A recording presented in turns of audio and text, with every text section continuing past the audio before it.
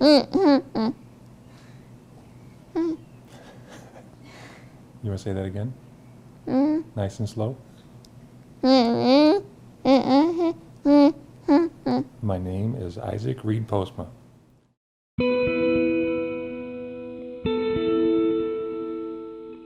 Isaac has spinal muscular atrophy, type 1. He was diagnosed when he was about 5 months old. When the doctors told us, they said typically kids with his condition don't live to be 2.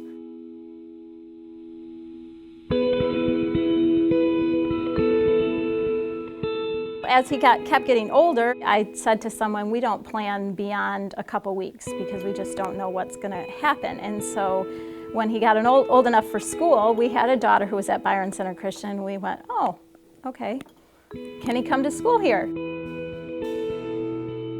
Now, Isaac came to us when he was 4 years old, into preschool, and was probably the highest need student in terms of physical needs that we ever had here. So we just kind of went to him and we said, you know, your mission statement says that, you know, you're here to educate, you know, God's children. And I said, we want that for our son, but we also understand that his health is fragile and that we're taking a risk by sending him to school, but we still wanted that. And, you know, are you interested in doing that? And then I remember they did call CLC and say, ooh, what would this look like? So the Christian Learning Center is an agency that really has as its mission to help various communities include folks who need unique supports. And I remember sitting in a room with representatives from CLC and the principal and the inclusion, you know, component part of it and the teacher. And some faces were more like, oh yeah, this is easy. And there were other faces that were definitely like, what? You can't put that person in my classroom. Well, I think most teachers at the beginning are a little bit fearful, a little bit hesitant, and understandably so.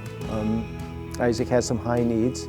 Basically, it's a deteriorating condition. It means he doesn't have any muscles to do from the simplest to he needs help breathing, swallowing, he can't eat.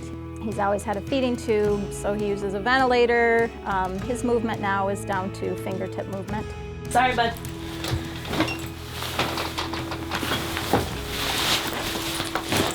Can we do some coughs? How about 3 good ones? 1.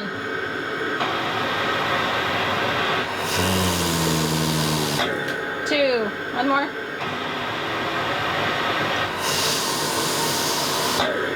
3.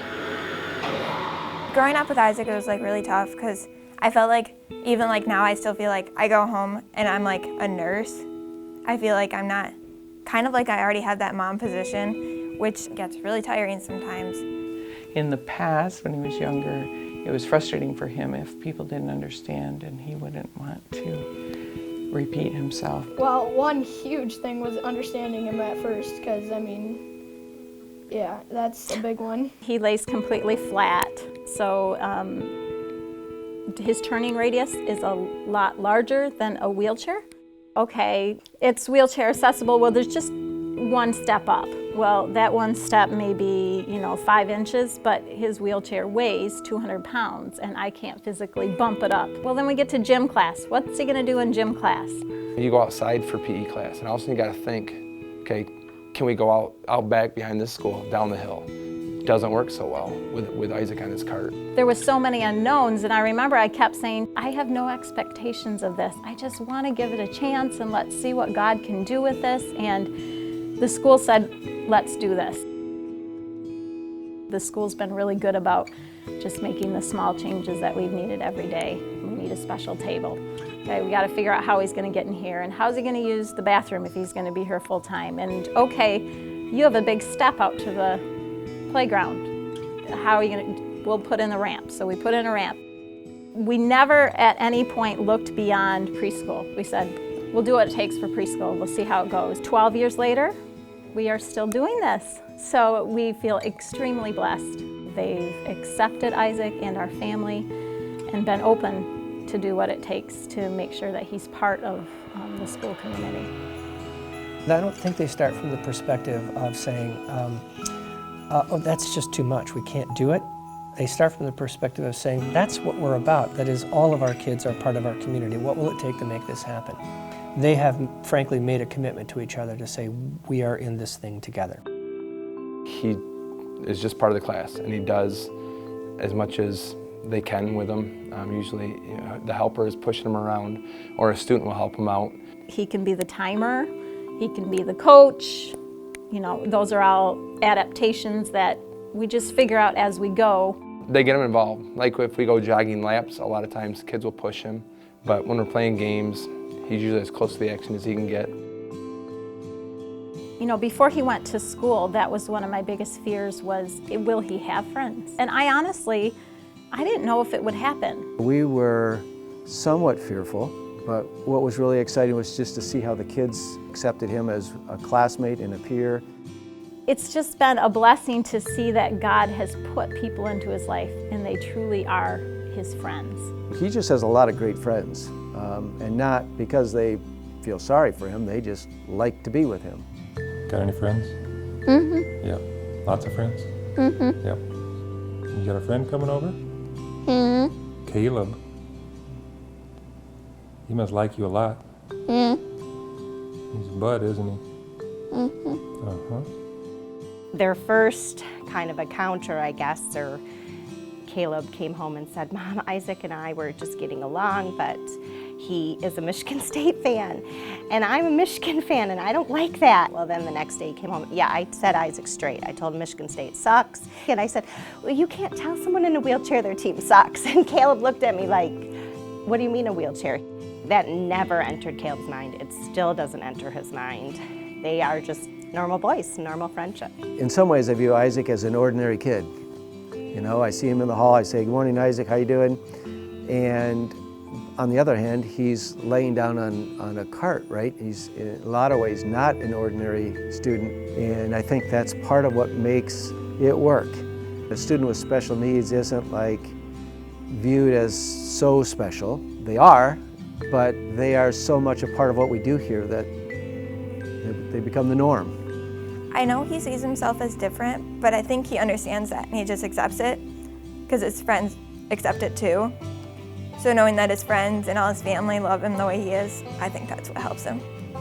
Yes, he has a disability, and yes, they have to help him do things, but they banter, they pray for each other, you know, they tease each other, he misses them when he's not around. When he comes over to my house, we have our favorite game, which is on my Xbox, which is NCAA 13. He loves to play the iPad and do Wii, and he just got an email address, so he loves emailing his friend who has SMA down in Texas.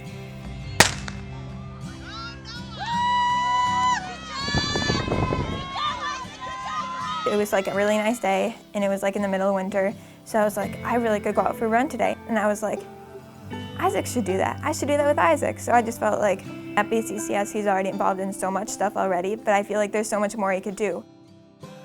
I'm doing track with Isaac, so on our track meet on Friday, I'm pushing him in the 100, which he's really excited about. To me, the inclusive ed is, I'm blown away by it, just the impact it has on all the students. I mean, for Isaac, how neat that he is simply a part of the class. It's about us together understanding all of our needs, because each of us has needs, but also understanding that each of us brings unique gifts. And Isaac brings as many gifts as any other kid. They might be different in ways, but he also is, again, a gifted contributor to this community. We have needs as well, and we expect the Christian community to come around us and meet those needs. Why would we not do the same? For Isaac not to be at Byron Center Christian is a loss to Byron Center Christian. The more interdependence we cultivate and provide opportunity for, the stronger our communities and the more representation of God's kingdom here on earth that we have. When we do inclusion, we find that whole classes tend to become more understanding of one another. Like there's this other side of the kids that they wouldn't have had if Isaac wasn't part of their class. And you can't teach it. I mean, you have to live it, that compassion. It's a blessing. I think I hope that we're a blessing to those kids and their parents, but certainly they have blessed us in ways that are kind of hard to measure, really, because it impacts attitudes of kids for the next generation. To me, Christian schools and inclusive ed should just go together. I mean, I think how can we claim to be the whole body of Christ if the whole body of Christ isn't part of our school? And I look at that class and I think that to me is the body of Christ. They all have something to contribute, and they all contribute it in their own unique way. And if Isaac's not there, I think their lives would be less complete. Isaac has blessed my life in many ways. Having Isaac in my life has made me so much more grateful for what I have. He has just taught me so much about resilience, about what life really is. But I think the blessing of having Isaac here at school really has been about seeing God at work in a very real way every day. He's, I think, taught these kids that for all of us to be happy in the situation that we're in and to enjoy every minute that we have while we're here, that it's a gift. You know, when Isaac had surgery in 2nd grade, the doctors told us, they said, you know, the odds are 60-40 that he'll come through this, but he needed it done. And I remember everybody in the whole school came and they laid hands on him. And we prayed, and I thought, this is a community accepting him. It's an opportunity for us to serve one another. And I would just hate for anybody to miss out on that opportunity, because when you help meet the needs of others, you in turn are blessed. And I think it reflects what heaven will be like, except for the fact they'll all be healed. And that'll be even more amazing. When you grow up, what do you want to be? Football player. Yeah? You gonna run over people in your chair? Yeah? You think they're gonna let that on the field? They're gonna change the rules so that you can do that? All right. Life is fragile, and you know, God is still in this no matter what happens. And I think every day God gives us glimpses of what awaits us in heaven.